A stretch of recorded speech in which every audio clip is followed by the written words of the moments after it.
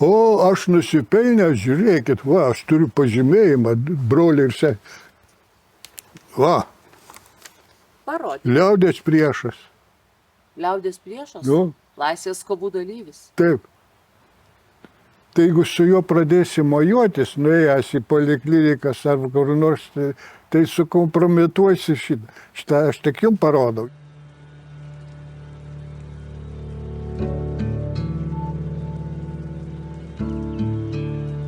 Pergalės ženklas – knygų serija skirta 1940–1990 metų Lietuvos istorijai ir nepriklausomybės kovai atminti, pristatanti ginkluoto ir neginkluoto pasipriešinimo dalyvius, kurie visomis išgalėmis kovojo prieš totalitarinio blogio apraiškas ir siekė atkurti Lietuvos laisvę. Sesers Felicijos Nijolės Sadūnaitės knyga Skubėkime daryti gerą jau jūsų rankose ir visose Lietuvos bibliotekose. O ką tik pasirodė ir antroji šios serijos Krikščioniškos pagalbos labdaros ir paramos fondo Donum išleista knyga. Tai Lietuvos pasipriešinimo sovietiniam okupaciniam režimui dalyvio 2023 m. Laisvės premijos laureato, pogrindinės spaudos leidėjo ir platintojo, religinio mąstytojo Petro Plumpos autobiografinė knyga Kelionė į gyvenimą. Mielas Petrai, suskaičiuokit iki 10. 11, 12, 13, 14, 10, 9, 8, 7, 4, 1. Ką jūs ir Nijolę taip maigėt? Kurią Nijolę? Sadūnų. Dėl Nijolės amžinąjį atilsį turėjau džiaugsmą montuoti medžiagą. Ta prasme, tiesiog peržiūrėti jau nufilmuotą. Bet gyvai man dėja neteko pakalbinti. Ilgite savo bendražygių?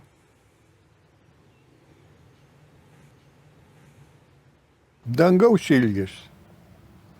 Tie, kurie iškeliavo. Nori susitikti, pašnekėti kaip partijam su partiniu. Anksčiau būdavo iškilmingas pokalbis partijos su partiniu. Mielas Petrai, iš kur pas jūs toks humoro jausmas? Kas jūsų šeimoje juokavo? Cinizmas. Jūs cinikas? Na taip, iš tarybų valdžios juokėmės. Už tai davė pailsėti, pasimokyti rimtumą, surimtėti. Kokį geriausią pokštą prisimintumėt iš tarybų valdžios, iš ko norite, na, kaip jūs sakot, ciniškai pasityčiot? Galėčiau papasakoti. Prašom. Mordovijos lagerį kartą sėdau į grėžiminį lagerį. Griežto režimo lageris, tai yra nusikaltėliam, kurie streikuodavo dėl ko nors. Mes sustreikavom dėl vieno sumušto ruselio. Na ir pasodino. To lagerio režiminio viršininkas buvo Chruščiovas pavardė. Žiūrėtais. Tokia girdėta pavardė. Premjeras. Na ir mane išleido, po pusės metų grąžino atgal į tą lagerį normalų. Ir būdavo pamokos politinės. Kartą per savaitę kariniau. Ateina. Privalomas, taip? Taip. Ir ateina prižiūrėtojas, tasai karininkas. Nu ką jisai apie politiką kalba, laikraštį paskaito. Bet jis nieko neišmano apie tuos dalykus. Visi, kurie sėdi, beveik visi su aukštuoju mokslu, žmonės įsilavinę, o jis palyginus tik tai yra, nu ką, jis galėtų būti jiems patarnautojai tik tai, o jisai skaito ir mokina visus. Dabar tuo metu buvo 62 metai, buvo Rusija, reiškia, Afrikoje, Kongo Respublikoje, prosovietinis ministras pirmininkas Patrys Lumumba. Ir jisai su lėktuvu skrendant, jisai reiškia dingo. Kažkur tas lėktuvas neaišku, ar jisai žuvo. Tai dabar per šitas pamokas lagery kaliniai klausė to paskaitniko, karininko. Kur dabar yra Patrys Lumumba? O jisai sako, nu, jisai buvo režiminiam lagerį, dabar sugrįžo, dirba, jeigu gerai dirbs, mes pristatysim jį pirmalaikiam paleidimui. Pasirodo, Petras Plompa čia buvo omeny, turimas omeny. Mane padarė Patrys kaip premjeru Afrikos, Patrysu Lumumba. Bet jūs turėjot ir daugiau pravardžių, pavyzdžiui, chameleonas. Buvo ir tokių. Buvo pigmentas. Pigmentas irgi, spalvos pakeitimas. O kaip jūs sugebėjot taip pasikeisti? Pavardę. Čiagi keičiu ne aš, o keičiu čekistai. Jie duoda sekamiem žmonėm pravardės. Tai pavyzdžiui, Svarinskui ten reiškia nepataisomasis, neįspravimai. Zdebskiui akiplėša. Man reiškia chameleonas, nes jie nenustatė mano pavardės, reiškia mano veiklos. Atsiprašau, tai jūs buvot chameleonas ne dėl išvaizdos keitimo? Dėl, reiškia, elgesio užmaskuoto, jie mano aplinkoje nepastebėjo nieko antisovietiško. O kadangi aš bendrabučiuose ir kitur gyvenau, ir žinojau, kad bendrabučiuose visur kur yra šnipų. Ir todėl kalbėti atvirai, užsiimdamas veikla nelegalia, negali viešai kalbėti. Ne tik viešai, turbūt ir namie galėjo klausytis. Ir namie už sienos, pavyzdžiui, gali girdėti. Todėl mes, jeigu būdavo svarbesnis reikalas, ant lentelės tokios užrašydavom. Ji nusitrina labai lengvai tekstas. Tai su to, maskviečiai disidentai būtent naudojasi mes visą laiką tokiu būdu. Įspėdavo jie, sienos turi ausis. Iki šiol manote, kad tai yra Lietuvoje, kad sienos turi ausis? Kai kurios sienos ten, kur yra, reiškia, įtartini tipai, saugumas šitą naudoja. Jūsų tikrieji namai nuo konspiracinės vietos, kur jūs dirbote ir leidote kroniką, buvo tik 500 metrų. Nedaugiau. Nedaugiau. O keliaudavot kartais? Daug kilometrų. Kad reiškia atsikratyti galimų uodegų, nes aplink namus buvo apstatyti šnipai. Ir kai aš išeidavau iš namų, iš karto paskambindavo į saugumą ir reiškia atliekdavo mašinos. Ir iš paskos eidavo, aš jų pradėdavau atpažinti. Seklius jau atpažindavau. Teko bėgti sodus, reiškia, kad negalėtų vytis, nes iš paskos jau nebėgs. Bet jeigu ir jisai bėgs, tai tokiu atstumu, kad nepastebėtum. Bet iš paskos gali atsekti peiras su šunim, todėl reikia eiti vandeniui. Tai upelė, pavyzdžiui, yra ten, ar griovys, griovio vandeniu, tada ilgą laiką, kur eini. Tada jie atsiunčia, galbūt, tai nežinau, aš neužtikrintas, bet kad malūnsparnis, sraigtasparnis skrido tuo metu, kai aš, reiškia, nuo jų pasislėpiau. Tai paskui išeini reiškia, į plentus, persirengi kitais rūbais, kad būtų kita išvaizda visiškai. Mano svajonė būtų, kad šį mūsų pokalbį pažiūrėtų jaunoji karta, kaip mano vaikų jaunimas. Ar galit paaiškinti jiems, kodėl buvo toks didelis nusikaltimas 1958 metais iškelti trispalvę? Suprantat, dabar tai atrodo taip natūralu, už ką žmogų teisti ir siųsti į lagerį. Jūs iškėlėte trispalvę berods 80 metrų aukštyje, taip? Taip. Kodėl tai buvo toks nusikaltimas? Jiems buvo nusikaltimas mūsų veikla. Mes iškėlėm vėliavą grupė pogrindinė, tai nelegali, reiškia studentų. Aš irgi buvau kaip elektriniai, kaip reiškia mokinys aukštų įtampų. Reiškia, mes sukūrėm tą organizaciją, dalyvavom vėlinėse 57 metų Kauno vėlinėse ir paminėti, reiškia, Vengrijos sukilimo. Tai mes susirinko ten apie 3000 žmonių Kauno kapinėse. Ten susistumdymas buvo su čekistais. Taip, ir nusprendėm po to įkurti organizaciją pogrindinę. Laisvė Lietuvai šūkis yra. Bet organizacija ką turi turėti, reiškia, žmonių, turi turėti programą, šūkį.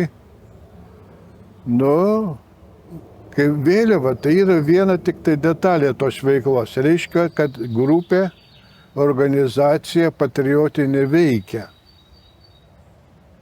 Vėliavos iškelimas reiškia ženklą, kad veikia.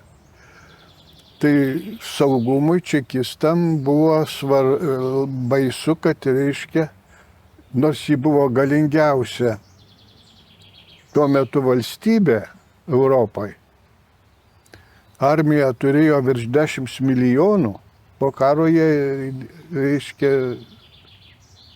rūpinosi karybos reikalais ir visą laiką buvo mintis, kad gal bus karas su vakarais. Ir armija buvo labai stipri. Nežiūrint to, jie paprastos organizacijos, kelių ten moksleivių ir studentų bijojo, nes komunistai kaip nusikaltėliai bijo viešumos. Ir reiškia šitas vėliavos iškėlimas, tai buvo siaubas jiems. Man labai įdomu jūsų paklausti apie bendravimą su Rusijos disidentais. Nes leidžiama kronika, prie kurios jūs labai prisidėjot, turėjo pasiekti vakarus. Ir geografiškai atrodo, kodėl ne per kurias kitas šalis, kodėl per Rusiją ir per Rusijos disidentus kronika turėjo patekti į vakarų pasaulį. Per kitas šalis neįmanoma todėl, kad į Lenkiją nuvažiuoti yra problema didelė buvo. Lygiai tas Būdavo pats. taip. Taip. Ir reiškia, tu turi slapta, kokiu nors būdu patekti į Lenkiją. Tuo tarpu į Maskvą gali ir traukiniu arba lėktuvu kiekvieną dieną nuskristi. Tik tai turi taip užsimaskuoti, kad tavęs neatpažintų. To ir užtenka. O pavyzdžiui, turi turėti draugų, pažįstamų, ar tai Varšuvoje, ar Pragoje, ar kur nors. Mes šito viso neturėjom. Tuo tarpu Maskvoje aš turėjau pažįstamų. O iš kur? Iš lagerio pirmo, kadangi aš kroniką mes leidom jau, kai antrą bylą mums buvo užvesta. O pirmą kartą, kai kėlėm vėliavą, ši pirma byla buvo. Mus nuteisė, reiškia, 8, 10 metų, 5. Tai mus, reiškia, išvežė vienas merginas į Sibirą, Krasnojarsko kraštą, o mus kitus į Mordovijos lagerius. Ir ten buvo politiniai kaliniai iš Leningrado, Maskvos, buvę marksistai, bet jie, reiškia, protestavo prieš Čekoslovakijos okupaciją tenai. Tie kaliniai sugrįžo namo, kaip ir aš sugrįžau 65 metais. Ir jie gyveno Maskvoje, Leningrade, tuose didžiuosiuose miestuose. Ir kai pradėjo eiti rusiška kronika 68 metais, kronika tekuščik sabitį, tai mes nusprendėm įvykius, kurie vyksta Lietuvoje, svarbus žmogaus teisių pažeidimas. Vienas iš pirmųjų 70 metais buvo mokytojos Onos Brilienės atleidimas iš darbo, Vilkaviškietė. Ta Brilienė yra dabar žinomų kunigų Briliaus, Kęstučio ir Vytauto mama. Tai ta mokytoja, reiškia, pašalino iš darbo. Tai visą tai aprašėm, aš išverčiau į rusų kalbą ir nuvežiau į Maskvą tai kronikai. O ta kronika per pažįstamą Tilnikovą, su kuriuo mes Mordovijoje sėdėjom. Ir tokiu būdu pateko į, reiškia, rusišką kroniką tos žinutės. Tai taip porą metų, reiškia, aš važiuodavau. Bet kai atsirado lietuviškoji kronika, tada reikėjo jau pastoviai, kad būtų, reiškia, kurjeriai vežiotų ir turėtų būti pagalbiniai kiti. Jeigu vienas įkliūna, ar negali, kad galėtų kiti nuvažiuoti. Maža to, kad jūs grįžęs iš vieno lagerio iš karto imdavotės vėl pogrindinės veiklos, bet jūs pačiuose lageriuose irgi nebūdavote tylus. Nu, pirmiausia, grįžęs iš lagerių, aš nesigriebdavau antisovietinės veiklos iš karto. Štai čia tame ir yra problema, kad jie davė chameleono pravardę. Kadangi grįžus man, jie nieko nepastebėjo, kad aš antisovietiškai elgčiausi. Ai, tai mėtėte pėdas? Taip. Jokios antisovietinės veiklos. Bet visą laiką galvoju, kaip reiškia sukurti pogrindinės sąlygas, platinti literatūrai, krikščioniškai jau. Kadangi lageriuose tai buvo tenai mūsų tuo metu jaunimo grupiai, jogais domėjomės, ten reiškia ta politika, visuotinė žmogaus teisų deklaracija. Aš, pavyzdžiui, mintinai mokėjau deklaraciją, visus 30 punktų. Ir dabar dar kai kurios punktus žinau, 13, 18, 19, ten reiškia, galima cituoti. 13 pasakykit. Nu, 13, kad kiekvienas žmogus turi teisę, reiškia, palikti savo šalį ar gyventi, pasirinkti, kuri gyvenama vieta žemė. Tai čia 18, kad kiekvienas žmogus religiją gali pasirinkti, skleisti religiją bet kokiom priemonėm ir nepriklausomai nuo valstybinių sienų. Mes tą ir darėm. 19, informaciją gauti ir skleisti įvairiam priemonėm, irgi nepriklausomai nuo sienų. Nu tai jie, pavyzdžiui, kiekvienas namuose turėdavom tą deklaraciją.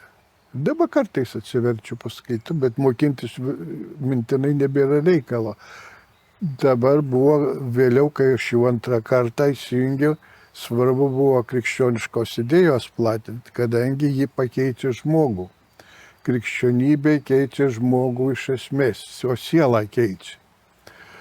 Tuo tarpu, pavyzdžiui, politinės sistemos, deklaracijos, jų įgyvendinimas keičia aplinką, aplink žmogų. Sąlygas keičia gyvenimą. Demokratinės jos gali būti liberalistinės, gali būti totalistinės ar dar kokios.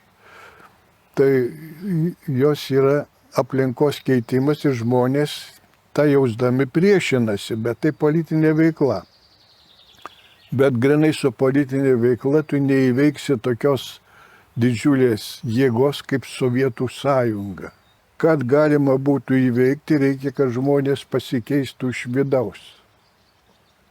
Įgytų drąsos, kad sąžinės balsas būtų jautrus. Kad galėtum reaguoti smulkmenas, privalėtum. Ir už tai lageriuos, kodėl sodina, pavyzdžiui, daug kartų mane ten į karcerius. Reaguoja į kiekvieną blogį kito žmogus atžvilgiu, reiškia, lyg tai tave veiktų. Bet visą tai palaiko kas? Religija palaiko. Jūs palaikė būtent tikėjimas. Žinoma, visa nuodėmė, kas nesutinka su įsitikinimu. Tai jeigu vyksta veiksmai, kurie netitinka mano įsitikinimo, aš turiu, reiškia, įsikišti ir pakeisti. Jūs paminėjote karcerį. Jūs ten buvot kiek? 194 paras antroji bausmėje. Bemaž 200. Kaip atrodo karceris? Kaip atrodo diena? Tai lagerio teritorijoje atitvertas yra namukas, ištinkuotas grubių tinklų, tokiu reiškia, kad negalėtum užrašyti ant sienos nieko.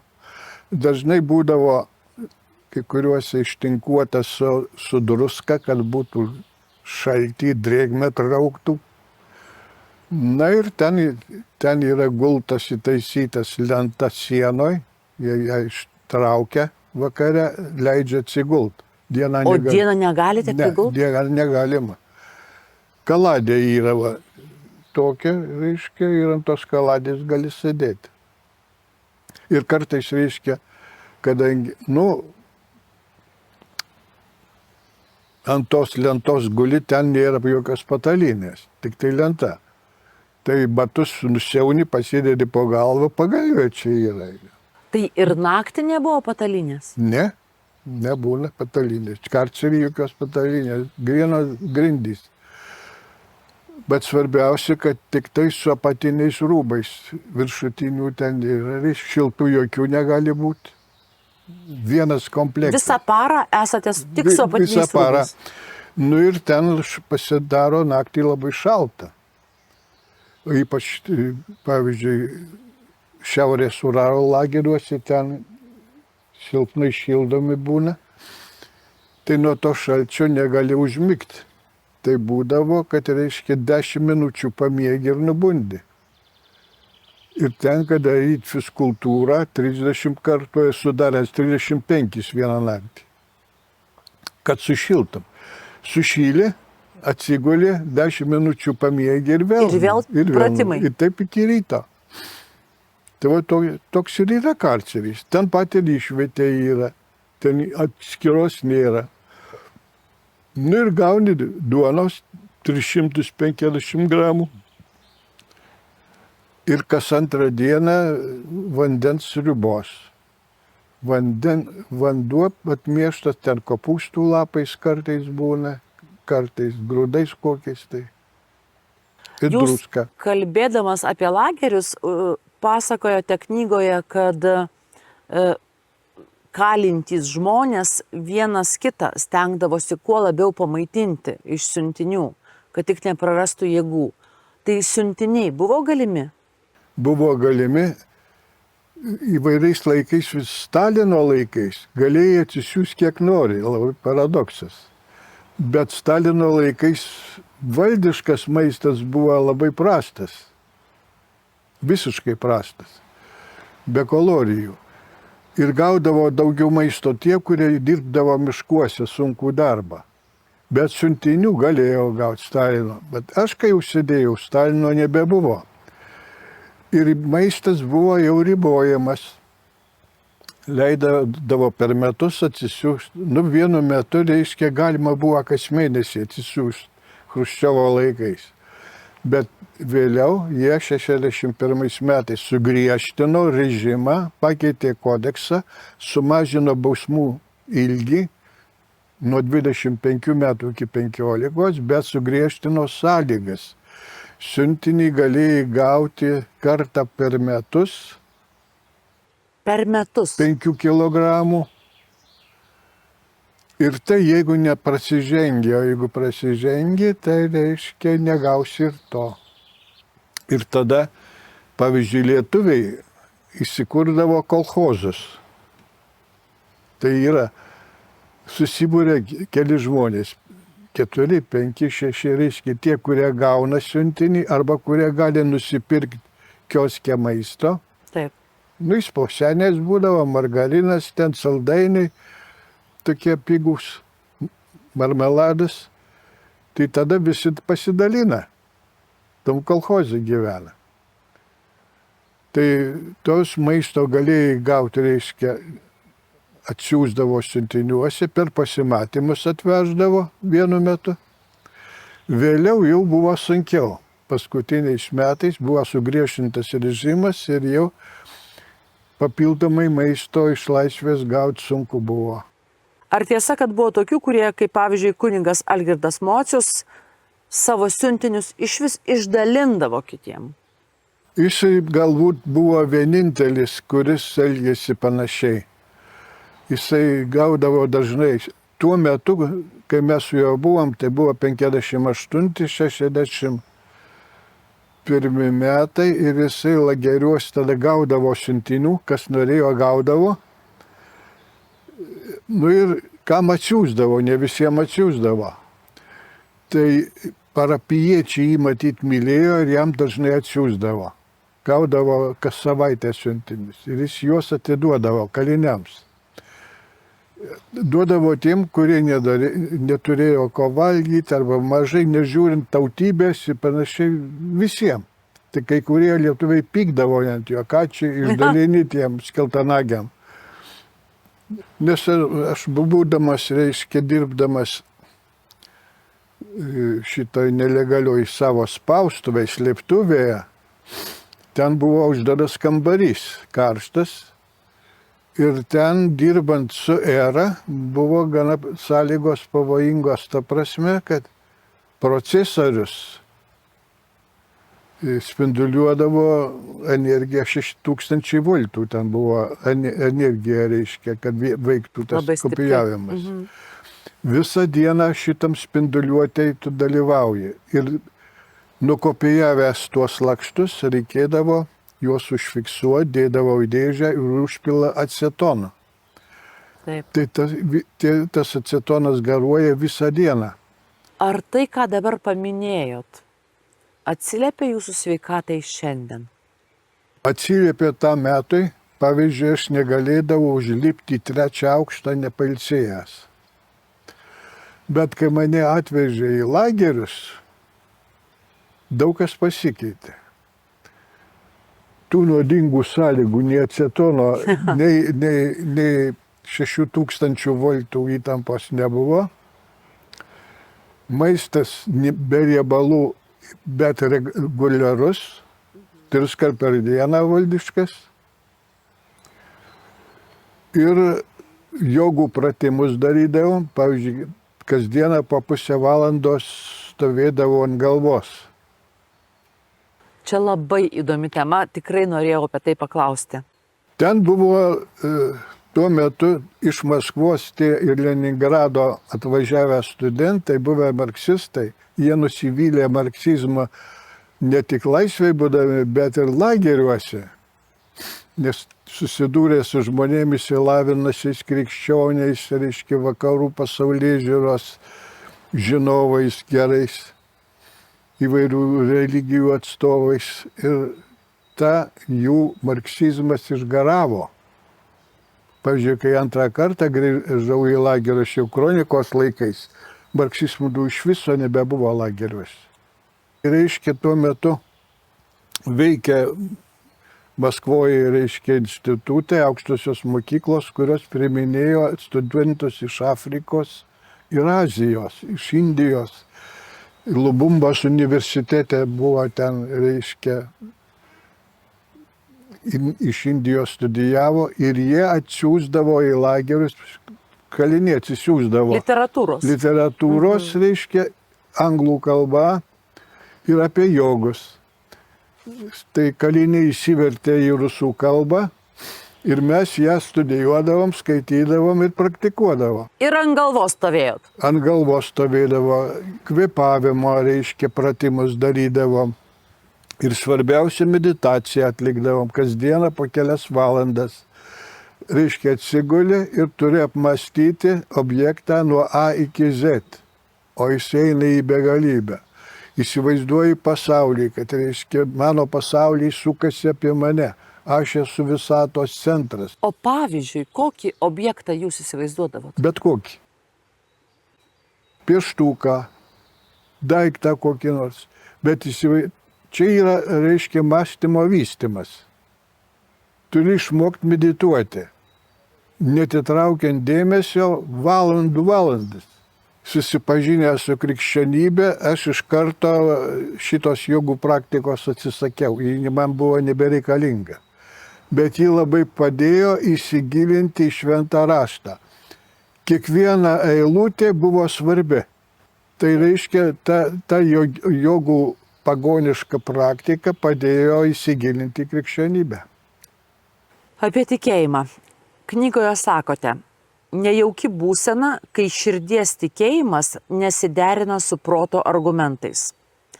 Jums pavyko, nes taip pat cituoju, pajutau iš tiesų tikrą ir džiugę laisvę. kai pasiekiama širdies ir proto harmonija. Kaip jums sekėsi tuo pasidalinti su kitais? Kaip perduot kitiems, tokiu pat būdu, kaip man perdavė.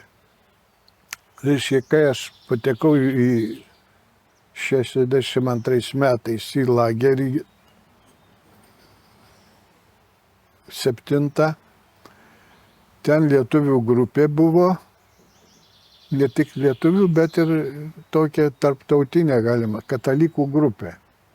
Ten lietuvis buvo, ten rusas, žydas, ten gruzinas ir mane priėmė tenai. Reiškia, jie skaitydavo šventą raštą, kalbėdavo maldas, lotyniškai mokėjo visi, itališkai kalbėdavo, netgi lietuviškai maldas kalbėdavo visi. Išmokdavo? Išmokdavo, jo. Oho. Nu ir reiškia, aš ten, jie mane pasikvietė ir iš pradžių jie pasidomėjo, ką aš išmanau apie krikščionybę, pasirodo tai, ką atsivežiau iš tėviškės, iš vaikystės, visas tas formalus pamaldumas, jiems pasirodė labai primityvus, reiškia, netikras. Nu, bet aš jų grupeliai būnant, klausantis jų diskusijų, buvo be galo įdomu, labai domino. Bet nepadarė manęs, reiškia, įsitikinusių praktikuojančių katalikų. Tai aš šitą matydami, nusprendė panaudoti įjungti antrą aukštesnį pavarą poveikio. Visi nukreipė, reiškia, susitarę. Malda mano asmenybės kryptimi. Dėl tikėjimo, reiškia, pagyvinimo, dvasios atsiuntimo, taip sakant. Turbūt kalbat apie tą gyvąjį tikėjimą, ar ne? Taip, gyvą tikėjimą kalbu. Ir po kokio mėnesio, reiškia, skaitant šitą Kristaus sekimą, beskaitant, reiškia, staiga viskas man pasidarė aišku, kaip iki tol man buvo temna noč, tamsi naktis neaišku, daug dalykų, neprimtinų. O vienu metu ėmė viskas pasirodė, kad priimtina, kad čia yra tiesa, kaip 2 x 2. Ir nuo to laiko niekada abejonių nebebuvo iki šių dienų. Kaip manot, kieno čia buvo darbelis? Čia buvo Dievo dvasia maldos pagal. Čia galioja fizikos dėsniai. Pavyzdžiui, su padidinamuoju stiklu mes galėtume dabar nukreipę spindulius uždegti kokį nors daiktą. Taip. Taip, dvasiniai srity, jeigu tikinti žmonės gyvai nukreipia maldą į vieną asmenį, į vieną grupę, į vieną objektą, įvyksta nepaprasti dalykai.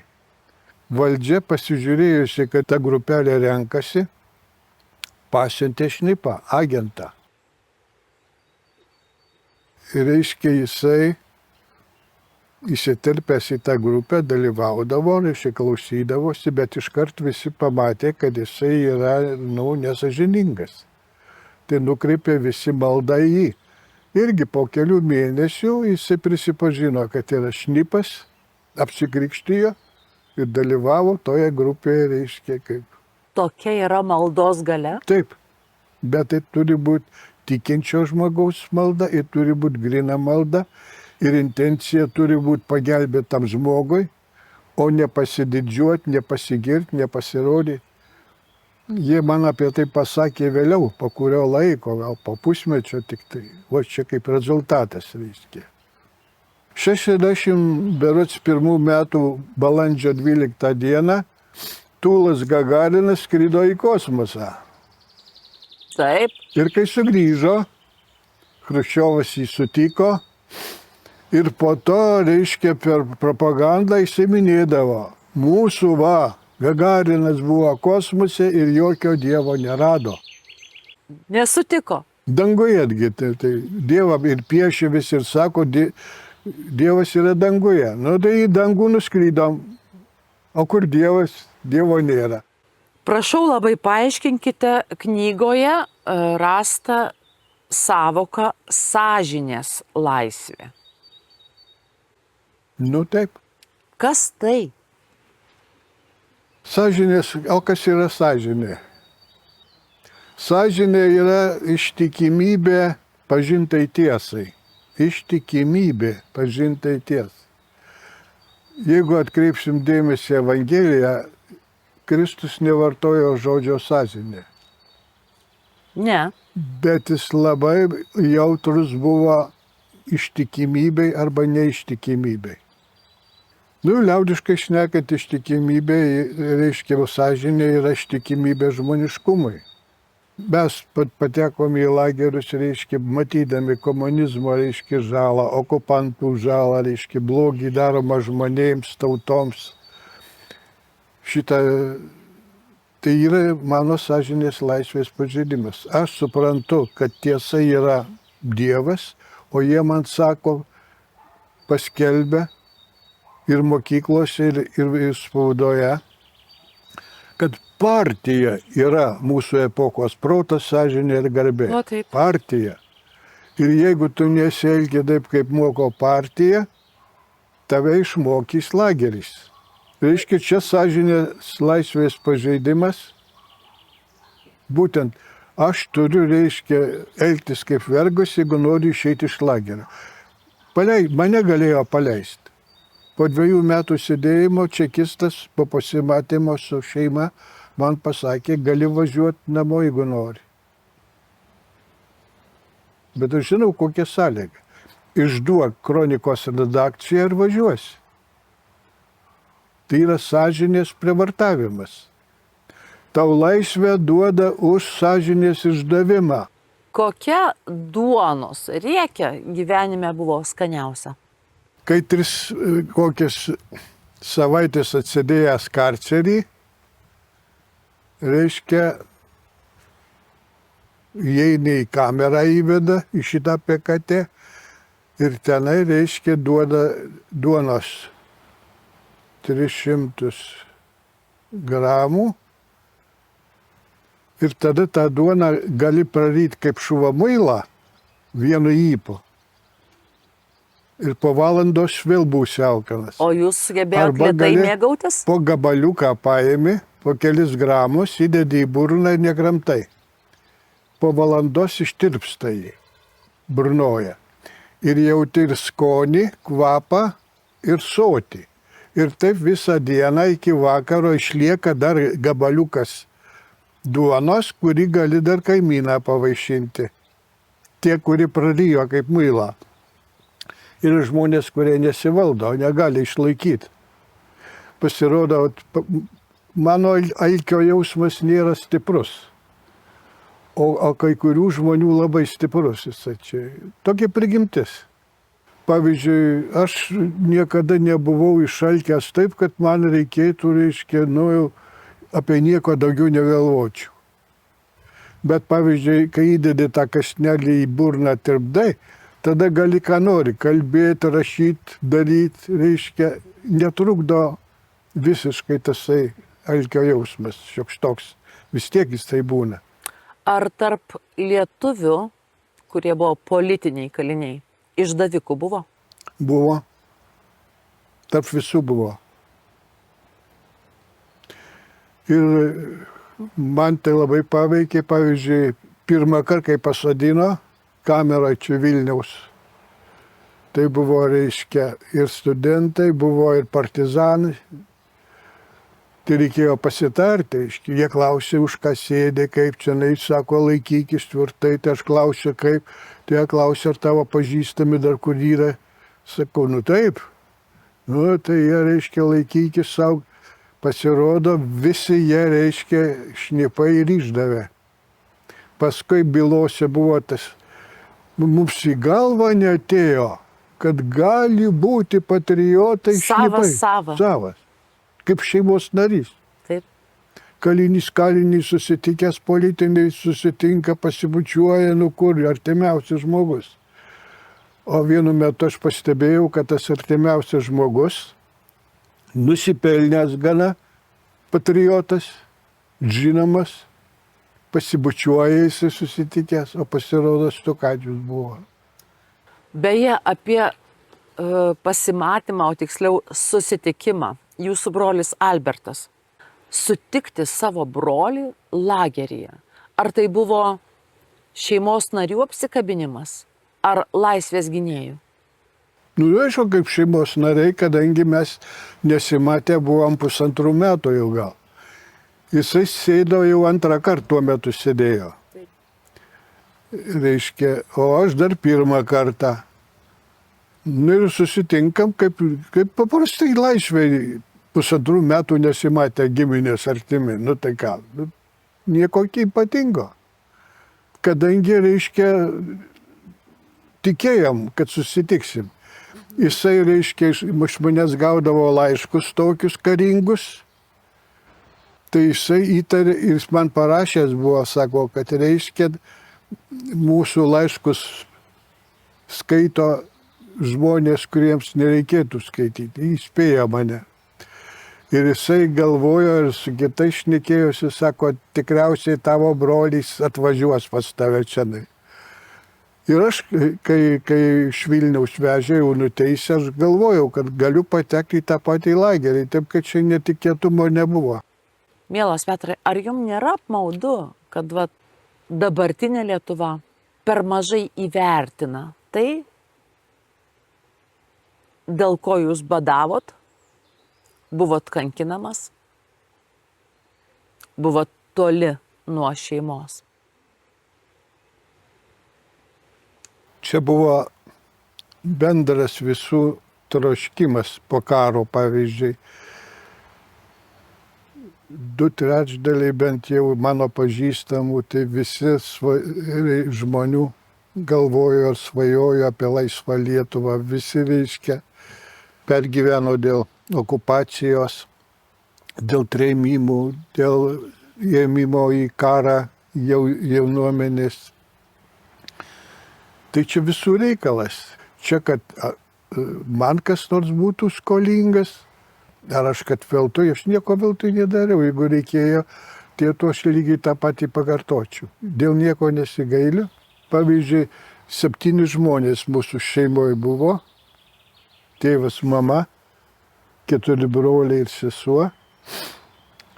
Iš tų, reiškia, mes sėdėjom, buvo fronte, reiškia, ėjo broliai, miške buvo, lageriuose buvo, vienas brolis 2 kartus, kitas 1 kartą, aš 2 kartus.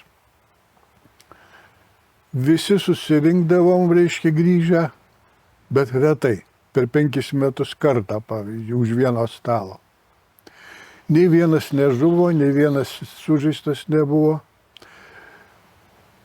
Kaimynai sako, tai gal čia iš 101 šeima tokia būna, kurie praeina visas tos, reiškia, triukšmus, karo, dalyvauja aktyviai ir nežūsta ir net nesužeistas. Tas, kas turi didelę meilę, galioja Kristaus pažadas, nei plaukas nuo galvos nenukris. Tai čia šiuo atveju mūsų namuose moterys, ypač mama ir sesuo, visą laiką, galima sakyti, laikė iškėlę rankas į dangų, kad nežūtų šeimos kiti nariai. Taip ir įvyko. Meilė yra gyvenimo esmė ir prasmė. Be meilės nebūtų šitų medžių, šitų paukštelių nebūtų. Visa, kas gyva, egzistuoja aukos arba meilės pagrindu. Ką norėtumėt palinkėti šių dienų žmogui? Pažinti meilę ir ją gausiai naudotis. Ar domitės šių dienų politiką?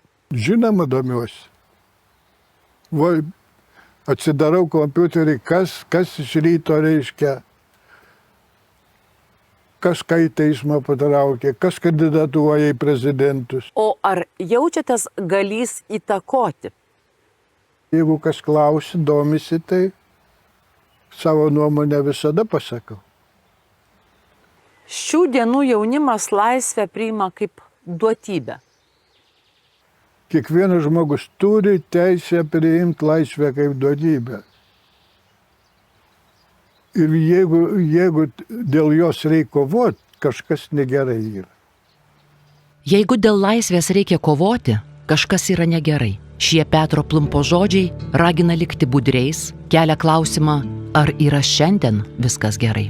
Daug klausimų ir dar daugiau atsakymų ryškėja skaitant knygą Kelionė į gyvenimą. Krikščioniškos pagalbos labdaros ir paramos fondas Donum kviečia ją įsigyti bei dovanoja knygą visoms Lietuvos viešosioms ir visų mokyklų bibliotekoms.